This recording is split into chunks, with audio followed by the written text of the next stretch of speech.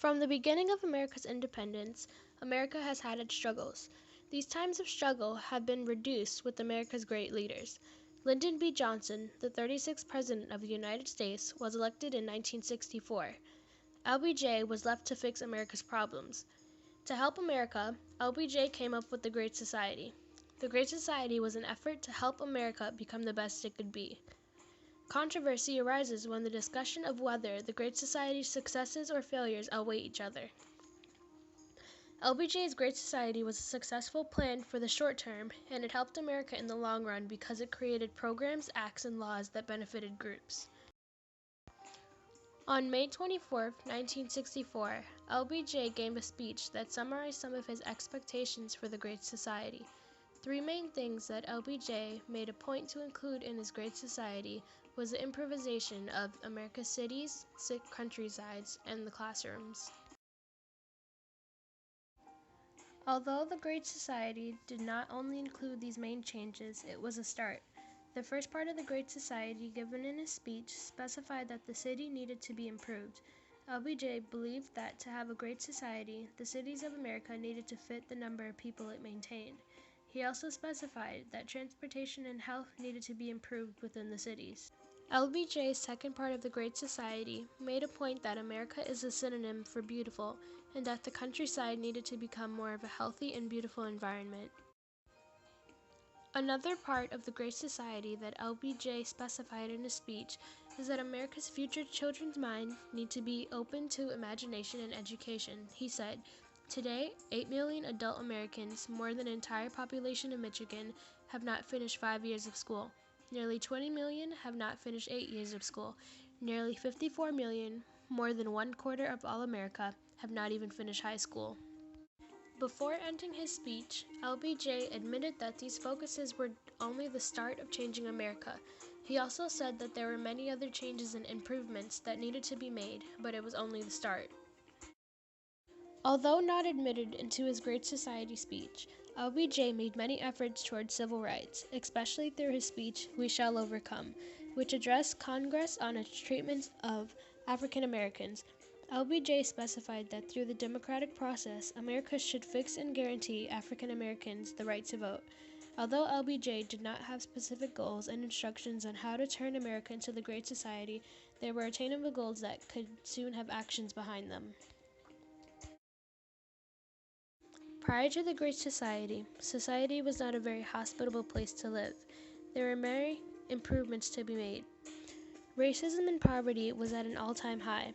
The United States government began keeping comprehensive records of the poverty line in 1958, and the poverty rate had been declining when the War on Poverty was launched in 1964. It fell from 22.4%. This shows that poverty rates were high before LBJ was elected into presidency. Before LBJ was elected, only 20% of all African Americans could vote due to the poll, taxes, and literacy tests that needed to be taken before any African Americans could vote. The Great Society had many effects. Many of the acts that were signed did not take their effect until years later, while some automatically helped Americans. In the short term, the Great Society lightened the burden on the Americans, which assisted in the reduction of poverty and racism. In the Great Society, acts that were specifically meant for the reduction of poverty were given the official name War on Poverty. All of these acts contributed to the reduction of poverty and the advancing of society. The poverty rate declined further after implementation of the War on Poverty, hitting a low point of 11.1% in 1973. This shows that there was an extreme reduction of poverty due to the acts in the War on Poverty. Acts that were included in the War on Poverty was the Revenue Act of 1964. This act decreased the marginal income of tax by 20%. Within the first year of the tax cut, the gross national product rose to 10%, and the economic growth averaged a rate of 4.5 from 1961 to 1968. This shows that with the Revenue Act, the economy increased, therefore reducing poverty within America. Another act that reduced the strains put on Americans, and an act that attempted to help Americans, was the Economic Opportunity Act of 1964. This act was created to eliminate the paradox of poverty on the midst of plentiful in this nation by opening to everyone the opportunity for education and training, the opportunity to work, and the opportunity to live in the decency and dignity. In the short term, the Great Society helped millions of people get out of poverty. This can be shown through the reduction of the poverty line and all the acts that succeeded in their purpose of lightening the burden of Americans. Not only did the Great Society have short-term effects, but it also had many great long-term effects. In the long term, the Great Society helped races become more a part of the U.S. It promoted education in the U.S., and it addressed health needs in the U.S. The Great Society helped races become more a part of the U.S. because it contained many acts that helped African Americans become more equal. For instance, the Civil Rights Act of 1964 was passed under the Great Society. This act forbade discrimination against sex, color, and race. This act helped thousands of people that were previously discriminated against. Although this act did not end racial discrimination, it was the start of a new beginning. The Voting Acts Right of 1965 was also passed. The Voting Acts Right aimed to overcome legal barriers that prevented African Americans from exercising their right to vote. The Voting Rights Act, signed into law by President Lyndon Johnson on August 6, 1965, aimed to overcome legal barriers at the state and local levels that prevented African Americans from exercising their right to vote under the 15th Amendment to the Constitution of the United States. This act significantly widened the franchise and is considered among the most far-reaching pieces of civil rights legislation in the U.S. history. By helping races become more a part of the U.S., the Great Society helped America become the melting pot that it is today. The Great Society also promoted education in the U.S. Acts that promoted education and still promote education are the Higher Education Act in 1965, the Elementary and Secondary Schools Act of 1965, and the Educational Opportunity Act of 1968. The Higher Education Act provided student loans and scholarships. The Elementary and Secondary Schools Act of 1965 helped pay for textbooks. The Educational Opportunity Act of 1968 helped the poor finance college educations. By promoting education, the Great Society started the U.S.'s long-term success in education. The Great Society also addressed many health needs in the U.S. Acts such as the Child Health Improvement and Protection Act of 1968, the Medicaid Act of 1968, and Medicare that was established in 1965 all addressed the many needs of Americans at the time. The Child Health Improvement and Protection Act of 1968 provided prenatal and postnatal care. The Medicaid Act of 1968 paid for the medical expenses of the poor. Medicare was established in 1965, extended medical insurance to older Americans under the Social Security system. All of these acts contributed to America ranking 46 in the world for the most efficient health care. To conclude, LBJ's Great Society was a successful plan for the short term, and it helped America in the long run because it created programs, acts, and laws that benefited groups.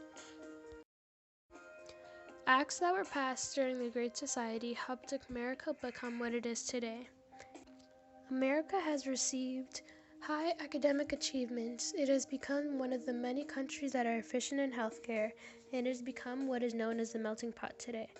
LBJ's Great Society has assisted America in what it is today.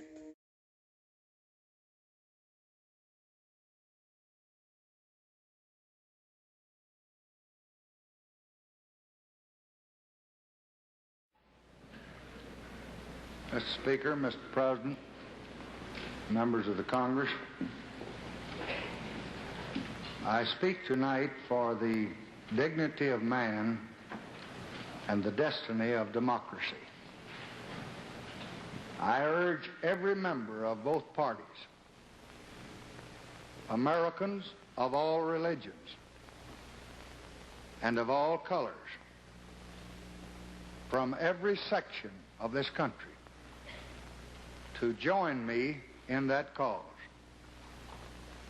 At times, history and fate meet at a single time, in a single place, to shape a turning point in man's unending search for freedom. So it was at Lexington and Concord. So it was a century ago at Appomattox. So it was last week in Selma, Alabama. There, long-suffering men and women peacefully protested the denial of their rights as Americans. Many were brutally assaulted. One good man, a man of God, was killed. There is no cause for pride in what has happened in Selma. There is no cause for self-satisfaction in the long denial of equal rights of millions of Americans. But there is cause for hope and for faith in our democracy in what is happening here tonight. For the cries of pain and the hymns and protests of oppressed people have summoned into convocation all the majesty of this great government, the government of the greatest nation on earth. Our mission is at once the oldest and the most basic of this country: to right wrong, to do justice, to serve man. In our time, we have come to live with the moments of great crisis. Our lives have been marked with debate about great issues: issues of war and peace, issues of prosperity and depression. But rarely in any time does an issue lay bare the secret heart of America itself. Rarely are we met with a challenge not to our growth or abundance or our welfare or our security, but rather to the values and the purposes and the meaning of our beloved nation.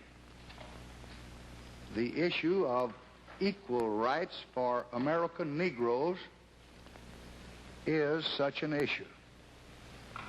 And should we defeat every enemy, and should we double our wealth and conquer the stars and still be unequal to this issue, then we will have failed as a people and as a nation.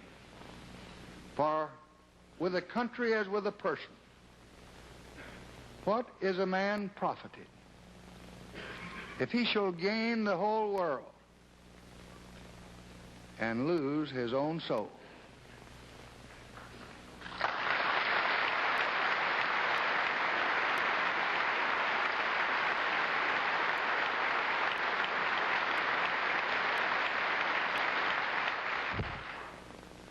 There is no Negro problem.